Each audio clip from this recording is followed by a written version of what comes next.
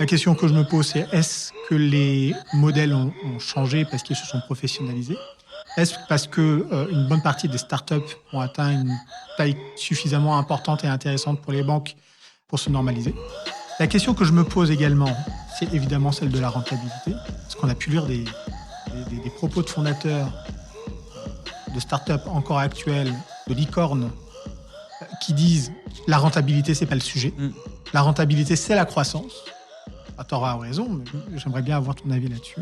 Et la troisième chose, qui probablement en fait fera aussi un peu le lien avec les éléments de notation dans l'E-Metrics, c'est celle des données financières quantitatives et qualitatives.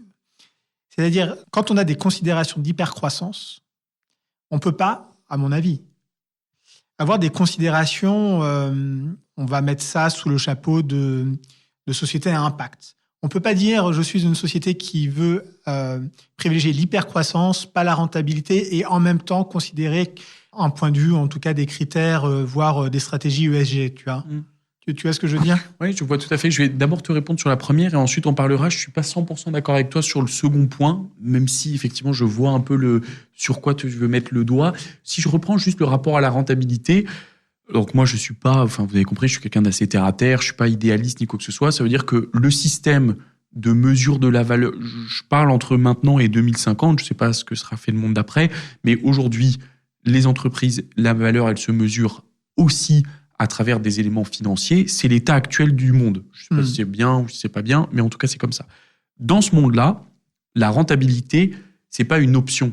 Ça veut dire ne pas être rentable. Je veux juste qu'est-ce que ça veut dire philosophiquement?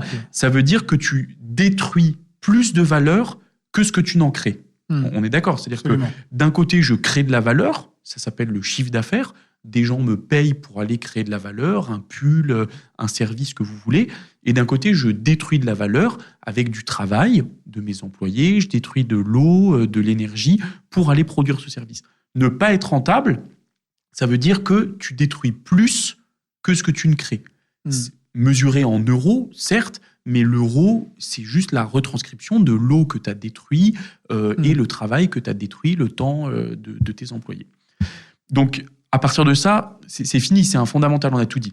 Le point, par contre, qui est important, c'est le rapport au temps. C'est effectivement, est-ce que la rentabilité, c'est ma priorité ou est-ce que, pour des raisons qui peuvent s'entendre, je veux la décaler? Je veux décaler et j'ai d'abord besoin d'aller faire émerger ma technologie. Par exemple, ça c'est assez sain comme raison, c'est assez pur de dire, en fait, j'ai besoin de 3 ans.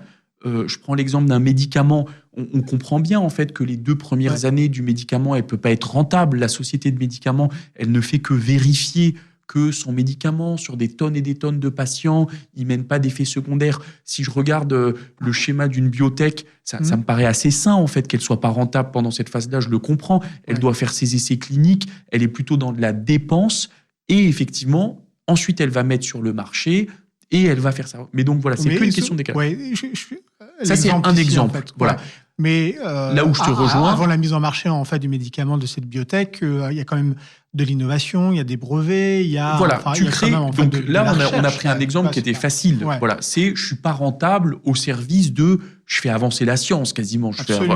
Là où toi tu vas sur des territoires où j'ai plutôt tendance à être d'accord avec toi, c'est quand celui qui va dire tout pour la croissance, rien à foutre de la rentabilité, alors que pour le coup il a pas tellement cette justification de dire je suis en train de développer des brevets, un peu des nouvelles molécules. Et c'est là où effectivement il y a des travers. C'est les courses à l'armement, les levées de fonds continues, où en fait là tu fais que grandir et tu as un petit peu perdu ce fondamental de dire je dois quand même faire plus de valeur que ce que j'en détruis. Et là en fait on s'invente que la valeur elle est que dans la croissance et qu'on n'a plus besoin d'être contrôlé et qu'on s'en fout de tout ce qu'on détruit en travail, en énergie. Ce qu'on détruit aussi, c'est la valorisation en fait d'une boîte et aussi surtout qu'on la dilue. Tu peux rentrer dans des schémas de pyramide de Ponzi finalement où en fait tu ne fais que en augmentant la valorisation, tu crées un château un peu de cartes sur la base des valos que d'autres actionnaires ont payé dans le passé. Donc voilà, en ça je te rejoins. Il faut juste effectivement avoir un deuxième niveau de lecture. Bien évidemment, ça n'existe pas de ne pas être rentable pour une entreprise. Voilà. Mais tu peux avoir quand même des schémas de développement dans lesquels, pendant un certain nombre d'années, qui peut même être malheureusement un petit peu long, il y a un intérêt ou une injonction que tu ne peux pas être rentable de par un cycle de développement, l'atteinte d'une masse critique aussi. C'est un peu moins pur que le côté biotech qu'on a donné, mais c'est vrai que tu peux comprendre qu'une marketplace qui a besoin de demandes et de ressources, il y a quand même un temps où, avant d'arriver à une masse critique sur tes demandes et sur tes ressources, enfin ton offre et ta demande, tu vas avoir des années un petit peu noires avec une courbe en J. On peut pas faire de l'innovation sans une forme d'investissement quand même. Ouais. Voilà. Mais bon, je suis d'accord avec toi, je donnais juste aux auditeurs un second niveau de lecture, c'est que il y a quand même des cas de figure où tu vas devoir passer par une phase de non-rentabilité pour des bonnes raisons, entre guillemets aussi, qui sont liées à la nature un peu de ces sociétés innovantes. Ouais, voilà, ça, c'était mon premier point. Le second point que tu avais qui était, n'est-ce pas, sur les critères de notation, absolument, c'est ça. que tu mentionnais. Donc, en fait, l'idée des critères de notation, c'est se dire, effectivement, nous, le métier d'Early Metrics, ça a été de réconcilier deux notions qui, en français, ont tendance à avoir un amalgame. C'est la notion de qualitatif et la notion d'objectivité-subjectivité. Donc, on pense que tout ce qui est quantitatif est objectif. Pourtant, moi, je suis ingénieur, j'aime bien les maths, il n'y a pas de problème. Mais on se dit, c'est un chiffre, c'est donc quantitatif, c'est forcément objectif. Déjà, ça, c'est faux. Tu peux avoir des chiffres complètement subjectifs.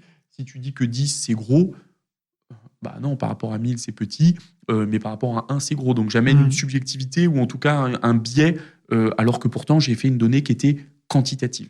Et à contrario, on pense que tout ce qui est qualitatif, qui n'est pas chiffrable ou chiffré, c'est subjectif. Alors que non, si je dis ton manteau, il est rouge, c'est une composante qualitative, il est rouge, et pourtant, ça paraît assez objectif pour le point. Et donc, en fait, nous, on s'est confronté à un objet, les startups, où le quantitatif ne dit pas tout. Justement, ce que tu mets sur Excel, le business plan, il n'y a pas trop de performances passées. Donc on n'a pas grand-chose à se mettre sur la dent. Moi, j'adore le quantitatif. Mais quand tu analyses des startups, tu n'as pas beaucoup de choses à te mettre sous la dent en termes de quantitatif. Donc, il faut que tu ailles regarder des critères qualitatifs, notamment sur les dirigeants, le niveau d'innovation d'une technologie. Et là, nous, notre grand métier, ça a été d'aller objectiver des éléments qualitatifs aussi, et y compris même des choses un peu compliquées à faire sur des compétences, des traits de personnalité des dirigeants. Donc, tu vois, pas que des trucs juste qualitatifs, des choses à fort risque de subjectivité. Parce que nous, la subjectivité, quand on fait de l'évaluation, de la notation, c'est notre ennemi. Ouais. Nous, on ne peut pas être dans la subjectivité. Nous, on doit appliquer un modèle qui est réplicable, qui ne dépend pas de l'humeur de l'analyste ou de la gentillesse du dirigeant ou de la mauvaise humeur du dirigeant.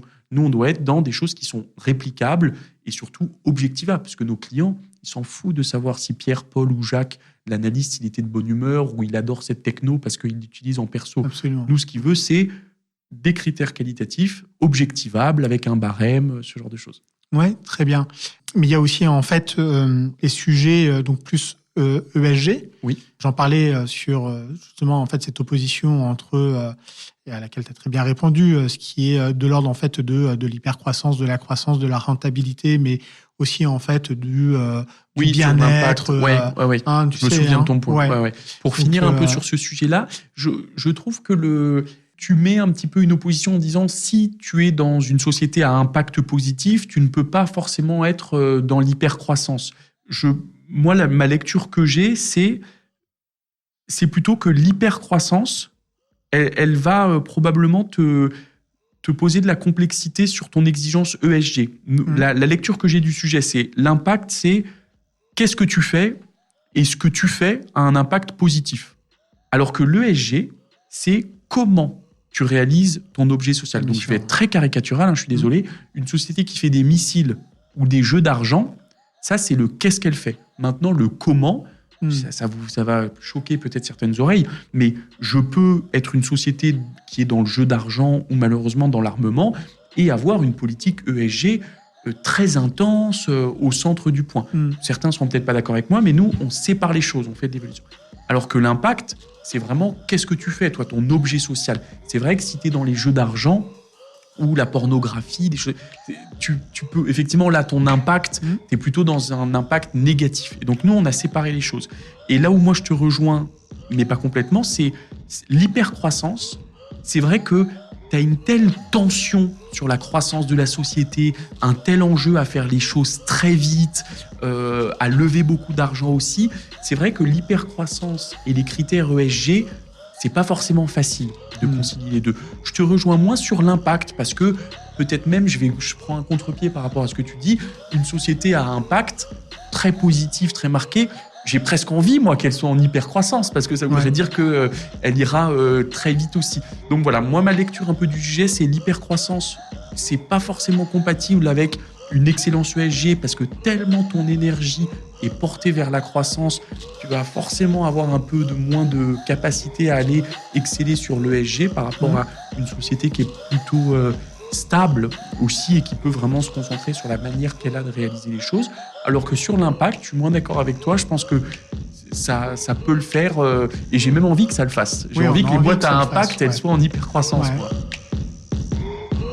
Parole publique.